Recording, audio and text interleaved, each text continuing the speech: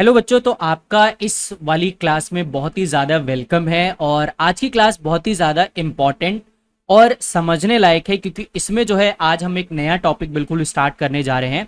हाँ, पहले जो हमने 2 वीडियो पढ़े हैं और जो हमने उसमें इंपॉर्टेंट चीज़ें देखी हैं, उन्हीं से ये सारी रिलेटेड है। उसी के आगे के ये पार्ट्स हैं जो हम आपको यहाँ पे पढ़ा रहे हैं।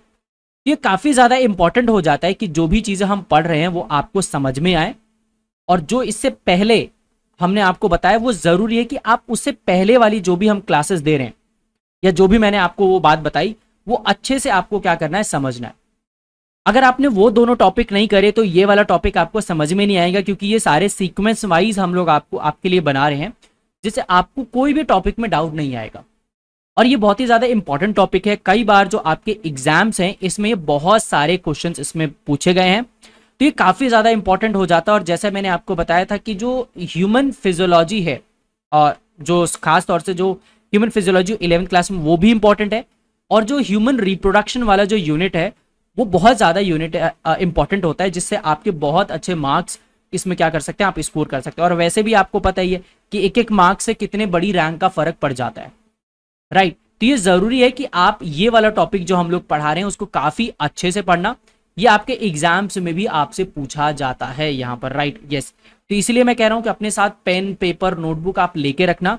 और ये जो गैमेटोजेनेसिस जो हम जो स्टार्ट कर रहे हैं, ये ध्यान से मान के चलो कि ये बहुत ज़्यादा इंपॉर्टेंट है। अगर मेरे से कोई पूछेगा तो हाँ, ये बहुत ज़्यादा इंपॉर्टेंट टॉपिक है। तो ये आपको एग्जाम के लिए प्रिपेयर करना बहुत बहुत ज़्यादा ज़रूरी होता है, राइट। सबसे पहले स्टार्ट करेंगे इसी टॉपिक के बारे में और हम लोग समझना शुरू करेंगे।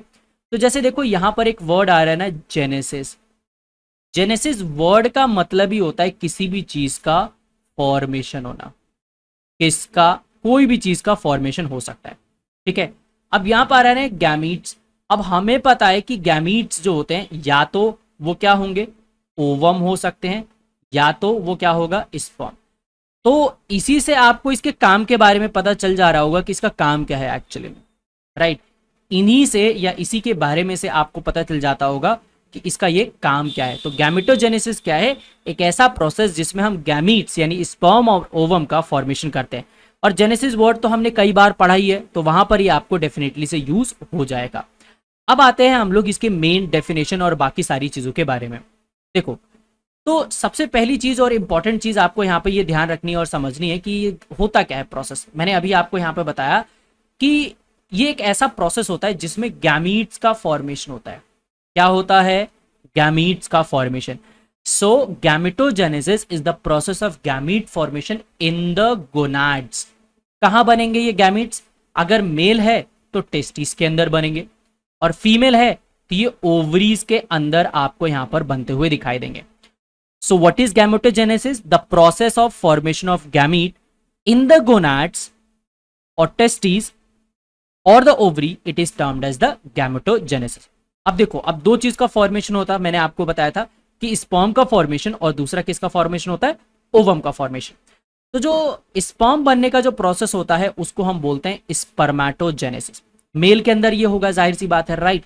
तो क्या कहने का मतलब है? कहने का मतलब यह है यहां पर कि स्पर्मेटोजेनेसिस का मतलब क्या होता है, फॉर्मेशन ऑफ स्पर्म, जिसको हम सिंपल भाषा में बोले या थोड़ा सा और बोले तो स्पर्मेटोजोआ, थोड़ा टेक्निकल टर्म है। यानी हैप्लॉइड, हम गमीट्स हमेशा हैप्लॉइड होते हैं, पता है ना आपको। यानी गमीट्स जो होते हैं वो हमेशा कैसे होते हैं, एन होते हैं, राइट, वो एन होते हैं, हैप्लॉइड होते हैं हमेशा गमीट्स। तो स्पर्मेटोजेनेसिस का मतलब क्या होता है कि हैप्लॉइड स्पर्म का बनना from diploid spermatogonia in the males, it is termed as spermatogenesis. तो स्पर्मेटोजेनेसिस क्या है? स्पर्म का बनना, हैप्लॉइड स्पर्म का बनना from a diploid spermatogonia, it is termed as the spermatogenesis. Spermatogonia क्या है? वो सेल जिससे ये सारा स्पर्म बनेगा। अब ठीक इसी तरीके से जो प्रोसेस होता है ये क्या होता है, फीमेल के अंदर भी होता है, पर उनका नाम यहां पर अलग है। वो क्या है यहां पर? oogenesis। तो oogenesis का मतलब क्या होता है? अगेन oogenesis का मतलब यहां पर ये होता है कि हैप्लॉइड, जैसे मैंने आपको बताया ना, गैमीट्स तो हमेशा हैप्लॉइड होते हैं, तो हैप्लॉइड गैमीट्स का बनना फ्रॉम डिप्लॉयड जर्म सेल, जिसको हम बोलेंगे उगोनिया। आगे आएगा तो मैं आपको यहां पर बताऊंगा कि उसको हम लोग क्या बोलते हैं, उगोनिया। तो मैंने अभी तक आपको यहां पर ये बताया कि स्पर्मेटोजेनेसिस के बारे में बताया, राइट, स्पर्मेटोजेनेसिस के बारे में बताया। इसके अलावा हमने यहाँ पर पढ़ा oogenesis के बारे में यहाँ पर पढ़ा। अब ये दोनों जो प्रोसेस है इनको हमें डिटेल में पढ़ना है और इसके बारे में और आगे आपको अच्छे से यहाँ पर बताऊंगा। तो पहला जो प्रोसेस आता है हमारे पास वो आता है स्पर्मेटोजेनेसिस। क्या है यहाँ पर प्रोसेस हमारा पहला कौन सा है? स्पर्मेटोजेनेसिस। और जैसा मैंने आपको बोला कि ये काफी ज्यादा इंपॉर्टेंट टॉपिक्स होते हैं, तो मेरी तरफ से मान लो कि ये स्टार वाला टॉपिक है जो आपके एग्जाम्स में पूछा जाता है। स्पर्मेटोजेनेसिस की डेफिनेशन हमने ऑलरेडी देख ली कि इसमें क्या होता है, स्पर्म का फॉर्मेशन होता है। किसका फॉर्मेशन होता है? स्पर्म का ये फॉर्मेशन आपको देखने को यहाँ पर मिल जाता है। राइट, स्पर्म का फॉर्मेशन आपको यहाँ पर देखने को मिल जाता है। आगे आगे बढ़ते हैं और इसके बारे में और सारी चीजें मैं आपको यहाँ पर बताता हूँ। राइट, इसके बारे में और सारी चीजें यहाँ पर मैं आपको यहाँ पर बताऊंगा। राइट, तो चलिए शुरू करते हैं। तो सबसे पहले अगर आपको लग रहा होगा कि यार ये क्या चीज है, इतनी सारी डिफिकल्ट सारी चीजें आ जाती हैं, तो मैं आपको यहाँ पर बता देता हूँ और इंपॉर्टेंट से सारी चीजें आपको यहाँ पे समझाऊंगा। ठीक है, ध्यान से समझना और इंपॉर्टेंट बातें भी आपको यहाँ पर बताऊंगा। राइट, सो मैं यहाँ पर ले लेता हूँ हाईलाइटर और मैं इसका कलर चेंज कर लेता हूँ। ठीक है, देखो सबसे पहला क्या आता है कि अगर आप इसमें देखोगे तो पहला एक फेज आता है जिसको हम बोलते हैं मल्टीप्लिकेशन फेज। मल्टीप्लिकेशन फेज का मतलब होता है कि जो मेल जर्म सेल होता है, मेल जर्म सेल का मतलब है कि हम इस स्पर्मेटोगोनिया की बात कर रहे हैं। ये क्या है हमारे पास? Male germ cell. अब मेल जर्म सेल जो सेमिनिफेरस ट्यूब्यूल की अंदर लाइनिंग में है, अब वो क्या करेगा? माइटोसिस की हेल्प से, किसकी हेल्प से? माइटोसिस की हेल्प से क्या करेगा?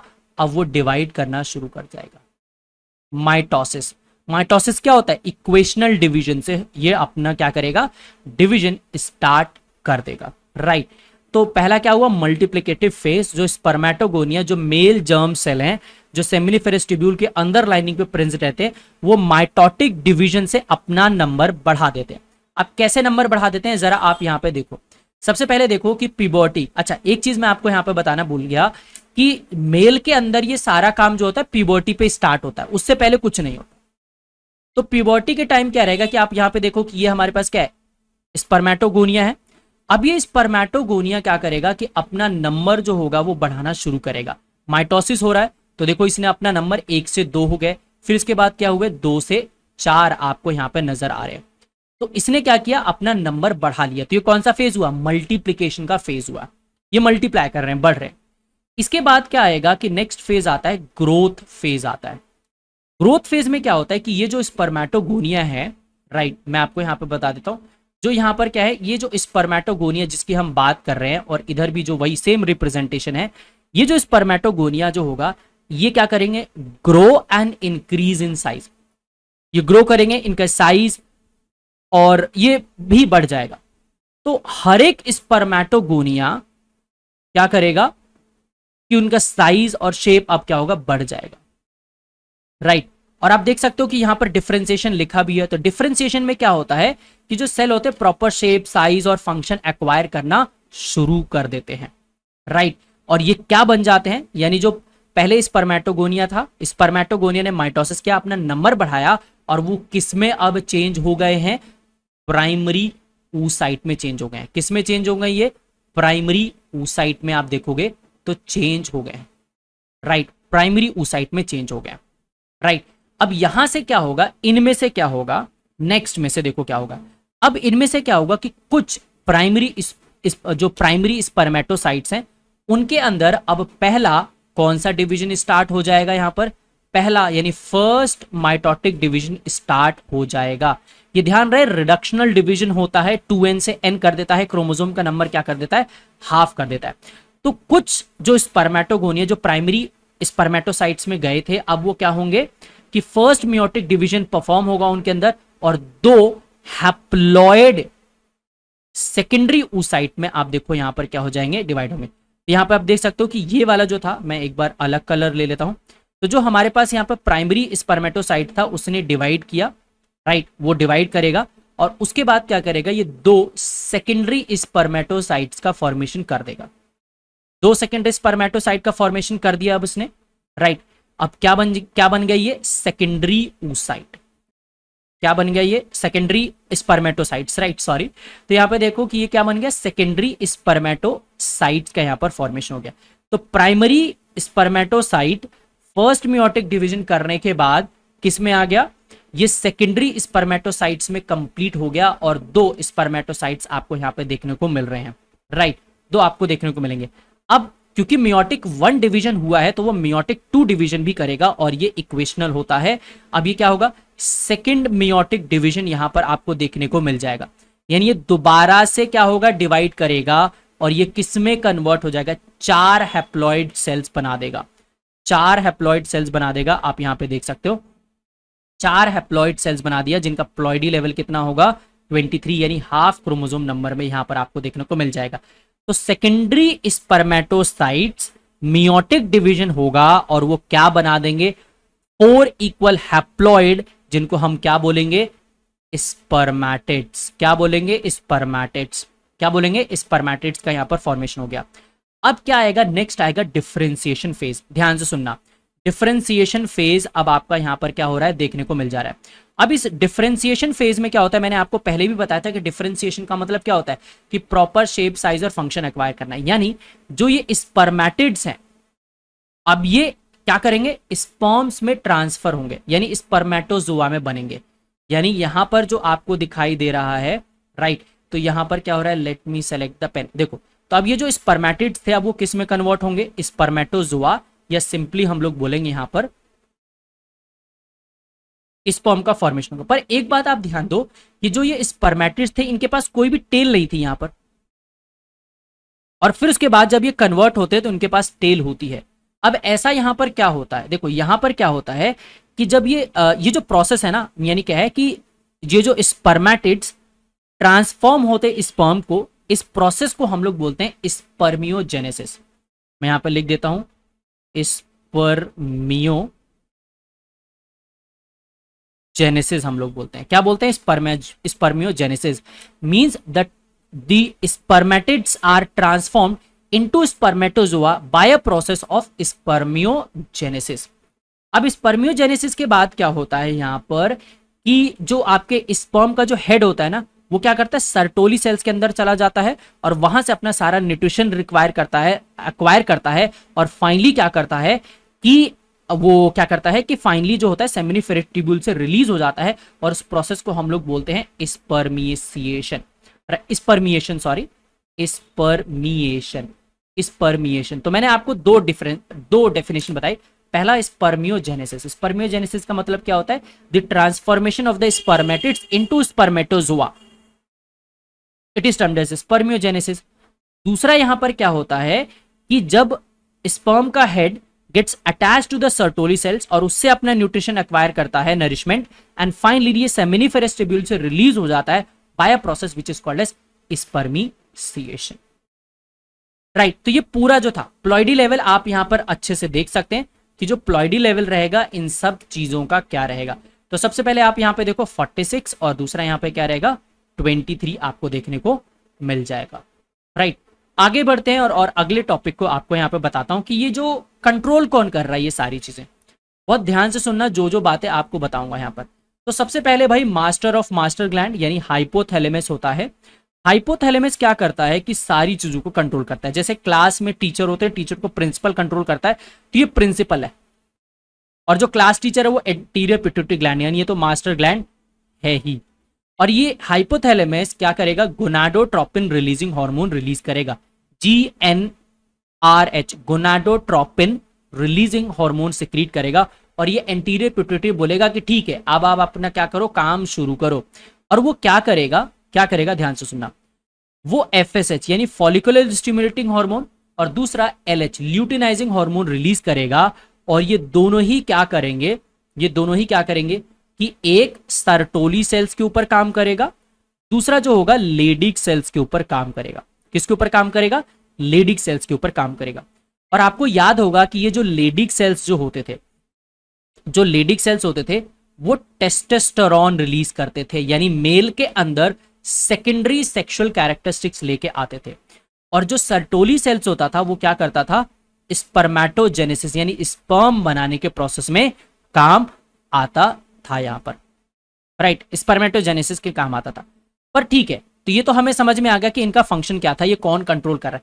पर अगर मान लो कि एक ऐसी कंडीशन आए जिसमें क्या हो कि बोला जाए कि नहीं ठीक है भाई अब हमें जरूरत नहीं है, हमें इन सब की जरूरत नहीं है, अब इन प्रोसेस को रोको। तो सर्टोली सेल्स क्या रिलीज करेगा, इनहिबिन रिलीज करेगा। क्या रिलीज करेगा, इनहिबिन।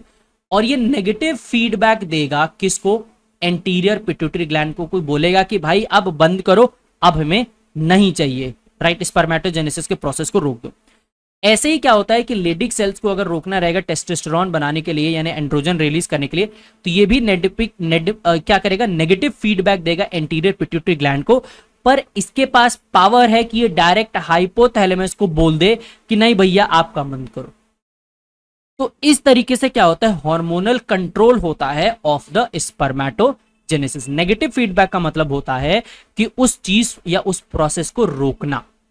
ठीक है, ये हो गया हार्मोनल कंट्रोल। अब ठीक है, जिसके बारे में हम बात कर रहे थे कि भाई सबसे पहला अब हमें यही समझना जरूरी ना कि भाई स्पर्म के बारे में पढ़ रहे हैं, तो आओ स्पर्म के बारे में थोड़ी सी और डिटेल में हम लोग यहाँ पर बात करते हैं, राइट। बहुत ध्यान से सुनना, इंपॉर्टेंट है यहाँ पर, राइट।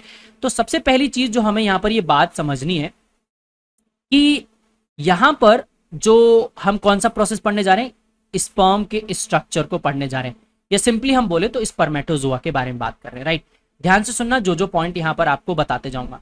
सबसे पहले अगर आप एक स्पर्म को देखते हो तो उसमें आपको मिलता है हेड देखने को, राइट, हेड।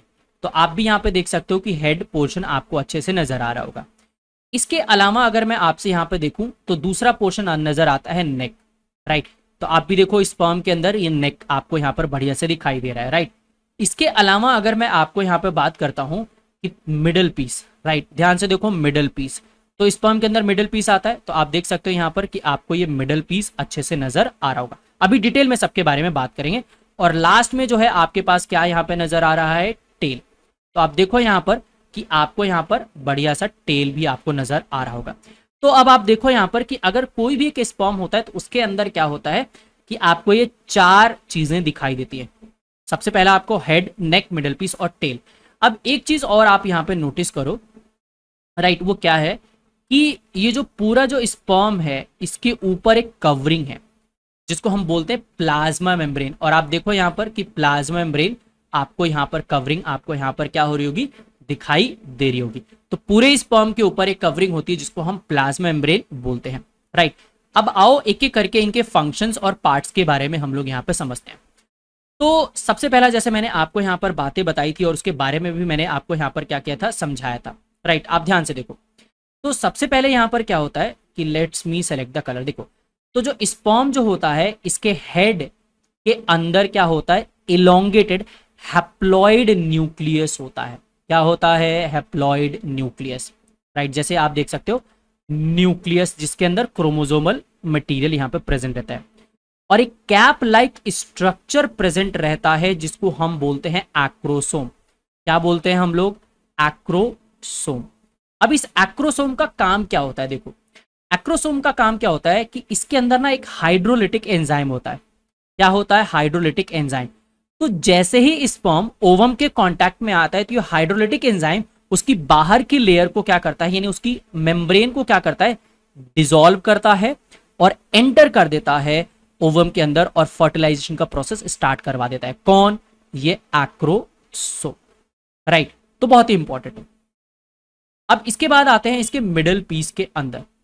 अगर आप मिडल पीस के अंदर आओगे तो आप देखो यहां पर मिडल पीस जो है, यहां पर मिडल पीस के अंदर आपको यहां पर क्या नजर आएगा, माइट्रोकॉन्ड्रिया, राइट। आप देख सकते हैं कि इस पूरे स्ट्रक्चर में यहां पर आपको क्या नजर आ रहा है, माइट्रोकॉन्ड्रिया, जो कि एनर्जी सोर्स होता है फॉर द स्विमिंग, यानी स्पर्म की मोटालिटी में ये एक्चुअली में क्या करेगा, हेल्प, ये यहां पर क्या करेगा, करेगा। और फाइनली लास्ट में जो आपको यहां पर स्ट्रक्चर देखने को मिल जाता है, टेल। तो टेल स्पर्म को स्विम करने में एक्चुअली में हेल्प करता है, राइट। तो टेल उसको एक्चुअली में क्या करता है, उसको मूव करने में हेल्प आउट करता है। तो ये सारी चीजें थी हमारी टेल के बारे में यहां पर, राइट। अब आइए आगे बढ़ते हैं और उसको हम लोग यहाँ पे समझते हैं। कुछ इंपॉर्टेंट पॉइंट्स मैंने आपके लिए यहाँ पर बनाए हैं जो कि आपको समझना जरूरी है, जिससे आप क्या कर सकते हैं, कुछ एक्स्ट्रा पॉइंट देख सकते हैं। तो सबसे पहले आपका आता है यहाँ से 200 to 300 मिलियन स्पर्म एक नॉर्मल कॉइटस यानी सेक्सुअल इंटरकोर्स के टाइम रिलीज होते हैं। यानी एक मेल जो होता है 200 to 300 क्या करता है कि स्पर्म का रिलीज करता है ड्यूरिंग द कॉइटस, यानी एक बार में 200 से 300 मिलियन स्पर्म रिलीज होते हैं। अब नेक्स्ट पॉइंट जो आपको यहाँ पर बात ध्यान रखनी होती है कि इंपॉर्टेंट है, ये जो ना पेपर आपसे क्वेश्चन पूछेगा कि सीमेन क्या होता है। सीमेन का मतलब सेमिनल प्लाज्मा का सिक्रीशन, यानी पूरे जो होते थे, मैंने आपको वहां पे भी बताया था कि जो हमारे पास ग्लैंड थे, प्रोस्टेट ग्लैंड हो गया, seminal vesicle, bulbo urethral gland, और साथ में स्पर्म मिलके क्या बनाते हैं, सीमेन का फॉर्मेशन कर देते हैं। क्या करते हैं, सीमेन का फॉर्मेशन कर देते हैं। इंपॉर्टेंट है, ध्यान रखना, राइट।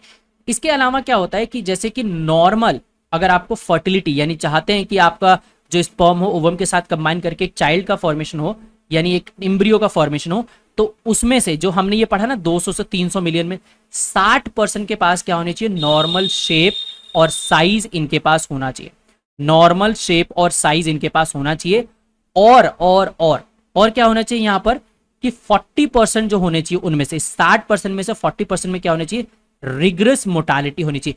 यानी इनके पास इतनी तो पावर होनी चाहिए कि वो यूट्रस में मूव करके चले जाएं और आगे ओवम तक पहुंच जाए। ये कुछ इंपॉर्टेंट बातें थी। तो यहां तक हमने जो मेल वाला था वो पूरा पोर्शन, यानी जो स्पर्मेटोजेनेसिस था वो हमने कंप्लीट कर लिया है। आगे आते हैं और आगे मैं आपको बताता हूं oogenesis के बारे में, राइट। oogenesis इंपॉर्टेंट टॉपिक है, आपके एग्जाम में पूछा जाता है और ये सबसे ज्यादा डिफिकल्ट होता है, ठीक है। अब ध्यान से सुनना, हमने पढ़ा है कि मेल के अंदर जो पूरा प्रोसेस होता है प्यूबर्टी से स्टार्ट हो जाता है, पर ऐसा फीमेल के अंदर नहीं है। क्यों नहीं है, आगे अभी आपको बताऊंगा यहाँ पर, राइट। तो सबसे पहले जो चीज आपको यहाँ पे समझनी है वो ये समझनी है कि oogenesis का मतलब क्या होता है, mature female gamete. Mature female gamete का मतलब यहां पर ये होता है कि अगर हम लोग बात कर रहे हैं क्या चीज का, ओवम का फॉर्मेशन होना। Ovum, okay, let me right this, इसको हम करते हैं इरेज, राइट। तो किस चीज का भाई फॉर्मेशन करना, ओवम का, तो OVUM, राइट। ओवम के बनने के प्रोसेस को हम लोग क्या बोलते हैं, oogenesis। कहां पर होता है, ओवरीज के अंदर देखने को मिलता है, और ये 3 फेजेस में होता है, मल्टीप्लिकेशन फेज, ग्रोथ फेज, और तीसरा जो आता है हमारे पास मैचुरेशन फेज आता है। बहुत इंपॉर्टेंट है, ध्यान से सुनना सारी बातें जो आपको यहां पर बताऊंगा, राइट। यहां पर आते हैं और हम लोग लेते हैं एक NCERT का डायग्राम, राइट। अगर आप यहां पे नोटिस करो तो हमने यहां पर स्टार्ट किया और एक कहानी दोबारा से आपको यहां पे सुनाता हूं। क्या है यहां पर, जरा ध्यान से समझना। देखो, सबसे पहली बात कि हम लोग जो बात करेंगे कि फीमेल के अंदर, ध्यान से सुनना जो भी आपको मैं बात बताऊंगा, फीमेल के अंदर क्या होता है कि जब वो पैदा भी नहीं होती, यानी जब मदर के वॉम्ब में रहती है 1 से 2 महीने की, तो लगभग क्या होते हैं 6 लाख के अराउंड क्या होते हैं प्राइमरी फॉलिकल्स। ध्यान रहे, मैं फॉलिकल वाला कॉन्सेप्ट यहां पर एक्सप्लेन अभी नहीं कर रहा हूं, सिंपल जो है मैं यहां पर oocyte के बारे में सिर्फ बात कर रहा हूं। 6 लाख के करीब होते हैं, यानी जब वो पैदा भी नहीं होती, पर जब वो क्या करती है, जब पैदा हो जाती है तो इसमें से लगभग क्या होते हैं 1 से 1.5 लाख फॉलिकल्स बचे रह जाते हैं। और इसके बाद क्या हो जाती है कि जब उसकी एज, यानी जब वो प्यूबर्टी आती है, तो लगभग 60 to 80,000 ही सिर्फ फॉलिकल यहां पर बचते हैं, यही सिर्फ यहां पर बचते हैं, और वहीं से फिर डेवलपमेंट स्टार्ट होता है यहां पर। तो अभी जो हम पढ़ने वाले हैं, तो जैसे मैंने बताया ना कि oogenesis जो होता है फीमेल फीटस में, यानी उसके बचपन से ही स्टार्ट हो जाता है फ्रॉम डिप्लॉयड सेल, जिसको हम लोग क्या बोलते हैं, उगोनिया, राइट। जिसको हम लोग क्या बोलते हैं, उगोनिया, राइट, उगोनिया। अब आप यहां पे देखो उगोनिया, अब इसके अंदर क्या आएगा कि माइटोसिस। जैसे मैंने आपको बताया था कि यहां पर क्या फेज आता है, यहां पर क्या आता है, ग्रोथ फेज आता है, राइट, ग्रोथ फेज। यानी यहां पर क्या होगा कि जो उगोनिया है ये अपने आप को मल्टीप्लाई करेगा। पर ध्यान रहे कि ये जो सारी चीजें मैं आपको बता रहा हूं, ये फीटल लाइफ में हो रही है, अभी फीमेल पैदा भी नहीं हुई है, तभी ये सारी चीजें हो रही है। अब उसमें क्या हो रहा है कि जो हमारा ये जो था उगोनिया था, आप अपने आप को मल्टीप्लाई करेगा। क्यों? क्योंकि यहां पर माइटोसिस हो रहा है। माइटोसिस का मतलब क्या हो रहा है कि इक्वेशनल डिवीजन ऑलरेडी यहां पे चल रहा है। अब वो एक से यहां पर क्या हो जाएगा, मैं इसको दोबारा से दूसरे कलर से हाईलाइट करके दिखा देता हूं, राइट, लेट्स सी दैट। अब वो 1 से क्या हो गया, 2 में डिवाइड हो गया। अब 2 से क्या होगा, फिर वो 4 पे यहां पर क्या हो गया, आपको डिवाइड होता हुआ दिखाई दे रहा है। तो क्या हो जाएगा यहां पर कि अब यहां पर क्या हो गया, आपके पास जो यहां पर प्रोसेस हुआ, यहां पर क्या हुआ कि उगोनिया अपने आप को मल्टीप्लाई कर रहा है, यानी उसका नंबर बढ़ा रहा है, शेप, साइज, और उसका क्या हो रहा है, सब डिफाइन हो रहा है, जिस प्रोसेस को हम लोग क्या बोलते हैं, डिफरेंशिएशन। जब ऐसा करेंगे वो, तो क्या करेंगे, तो ये क्या होगा कि जो उगोनिया जो रहेगा वो अपने आप को मल्टीप्लाई कर लिया और फाइनली क्या करेगा, जब वो प्रॉपर शेप और साइज एक्वायर कर लेगा तो क्या बना देगा, प्राइमरी oocyte। क्या बना देगा, ये प्राइमरी oocyte बन जाएगा। अब यहां से जो बात आपको बताऊंगा वो काफी ज्यादा इंपॉर्टेंट होती है, ध्यान से सुनना। ये जो प्राइमरी oocyte है, प्राइमरी oocyte जो है, राइट, ये क्या रहेगा, ये जो प्राइमरी oocyte है, अब वो क्या करेगा, मियोसिस 1 में एंटर कर जाएगा। ध्यान से सुनना। सो ये क्या करेगा, एंटर्स, किस में एंटर कर जाएगा, मियोसिस 1 में, राइट। सो MEIOSIS, मियोसिस 1 में ये एंटर कर जाएगा। बट ये क्या करेगा, यहीं पर अरेस्ट हो जाएगा, यानी ये रुक जाएगा एट द प्रोफेज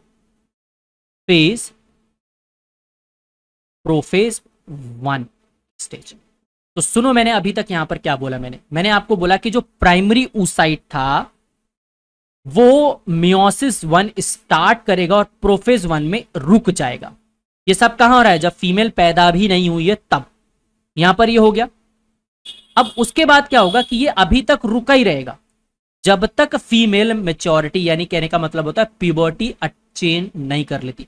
तो अब क्या होगा यहां पर कि फीमेल क्या होगी, जो फीमेल जो रहेगी उसके अंदर क्या रहेगा कि ये प्राइमरी oocyte रुका हुआ है। फिर उसके बाद क्या हुआ है, प्राइमरी oocyte फेज में, यानी ये क्या है, प्रोफेज 1 में रुका हुआ है, इसका बर्थ हो जाएगा, फीमेल का बर्थ हो जाएगा, चाइल्डहुड भी खत्म हो जाएगा। पर अब आती है यहां पर क्या आती है, प्यूबर्टी, यानी फीमेल प्यूबर्टी अटेन कर लेती है इस वाली स्टेज में। मैंने रेड कलर से हाईलाइट किया ताकि दिखाई दे। तो जो प्राइमरी oocyte यहां पर अरेस्टेड था मियोसिस 1 प्रोफेज 1 में, अब ये मियोसिस 1 कंप्लीट करेगा। ये मियोसिस 1 जब कंप्लीट करेगा तो ये बना देगा हमारे पास सेकेंडरी oocyte और फर्स्ट पोलर बॉडी बना देगा। क्या बना देगा, फर्स्ट पोलर बॉडी आपको यहां पर क्या कर देगा, बना देगा, फर्स्ट पोलर बॉडी। अब यहां पे जो आपको बात मैं बता रहा हूं वो बहुत ध्यान से सुनना, राइट। अब क्या होगा कि यहां तक हो गया। अब भाई ये देखो मियोसिस 1 हुआ है यहां पर, राइट। अगर आप देखोगे, मैं इसको हाईलाइट यहां पर कर देता हूं, राइट, कि जो मियोसिस जो 1 हुआ है, देखो यहां पर मैंने क्या लिखा है, मियोसिस 1 और प्रोफेज 1 में ये अरेस्टेड था, राइट, अरेस्टेड था यहां पर। तो अब क्या होगा कि मियोसिस 1 हुआ है तो मियोसिस 2 भी होगा, मियोसिस 2 भी यहां पर होगा। तो जो सेकेंडरी oocyte बना है अब वो क्या करेगा, एंटर कर जाता है, कहां पर एंटर कर जाता है, मियोसिस 2 पर। तो लेट मी राइट एंड एक अलग कलर ले लेता हूं। तो यहां पर ये जो सेकेंडरी oocyte है अब ये क्या करेगा कि ये क्या करेगा, मियोसिस 2 में एंटर कर जाएगा, एंटर्स मियोसिस 2। मियोसिस 2 में एंटर कर जाएगा पर वो क्या रहेगा, मेटाफेज 2 में रुक जाएगा, मेटाफेज 2 में ये रुक जाएगा, मेटाफेज में रुक जाएगा ये, राइट। ये यहां पर क्या हो जाएगा, रुक जाएगा। तो इसके बाद यहां पर क्या होगा कि जब ये रुक जाएगा तो यहां पर क्या होगा कि ये मियोसिस 2 में एंटर कर जाएगा, मेटाफेज में ये क्या हो जाएगा, यहां पर रुक जाएगा, यहां पर, राइट। मियोसिस के प्रोफेज में यहां पर ऊपर वाला जो था यहां पर रुक जाएगा। अब यहां पर क्या होगा कि ये जो रुका हुआ था सेकेंडरी oocyte, अगर इसको क्या मिल जाता है, इसको यहां पर क्या मिल जाता है, स्पर्म मिलता है, तो रुका हुआ है, वो अभी रुका हुआ है, राइट, रुका हुआ है। तो अगर सेकेंडरी oocyte फर्टिलाइज हो जाता है स्पर्म से, क्यों, क्योंकि देखो जो वो मेटाफेज में रुका हुआ है ना, तो वो इंतजार कर रहा है कि यहां पर स्पर्म आएगा, उसकी लेयर को ब्रेक करेगा और वो मेटाफेज जो मियोसिस 2 जो है उसको कंप्लीट करेगा।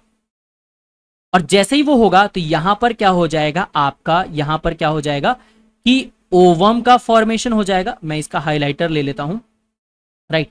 तो यहां पर क्या हो जाएगा, late me select the colour. तो यहां पर क्या होगा कि आपके ओवम का फॉर्मेशन हो जाएगा, ओवम का क्या हो जाएगा, यहां पर फॉर्मेशन हो जाएगा और सेकेंड पोलर बॉडी भी यहां पर बन जाएगी और आगे का फर्दर प्रोसेस हो जाएगा, right. So ovum is the female gamete and it is haploid half number of chromosomes over here. तो आपने देखा कि दो जगह रुका हुआ था, एक तो प्राइमरी oocyte में और सेकेंडरी oocyte में, जब वो ओवम स्पर्म का वेट कर रहा था, जब वो होगा तभी सेकेंडरी जो आपका जो मियोसिस 2 होगा वो पूरा कंप्लीट यहां पर हो जाएगा। अगर प्लॉइडी लेवल की अगर हम लोग बात करते हैं यहां पर, तो मैं यहां पर एक कलर ले लेता हूं, यस। तो देखोगे कि 46, 23 और 23 यानी जो बना हमारे पास यहाँ पर क्या है, 23 पेयर ऑफ क्रोमोसोम्स आपको यहाँ पे देखने को मिलेगा। और आई होप ये आपको सारी चीजें अच्छे से यहाँ पे समझ में आ गई कि 2 जगह रुका था, कब क्या हो रहा होगा, ये सारी चीजें हो रही होंगी, राइट। तो इसी के साथ हमने जो ये oogenesis वाला प्रोसेस जो होता है फीमेल के अंदर, वो भी हमने यहाँ पर अच्छे से कंप्लीट कर लिया है। तो इसी तरीके के और आपको चीजों को समझाने के लिए और अच्छे से बताने के लिए यहां पर मैं आपको हर बार इसी तरह की वीडियोस को लेके आता रहूंगा। तो आपको यहां पर क्या करना है कि हमें यूट्यूब पर, इंस्टाग्राम, टेलीग्राम और फेसबुक पे फॉलो करना है, ताकि अगर हम आपको कोई भी नई वीडियोस लेके आए तो आपके लिए यहां पर वीडियोस वो सारी मिल जाए। तो सारी चीजें अच्छे से नोट करना, पढ़ना, अगर कोई डाउट आता है तो आप उसमें कमेंट बॉक्स में जरूर से लिखना। Thank you for joining this session.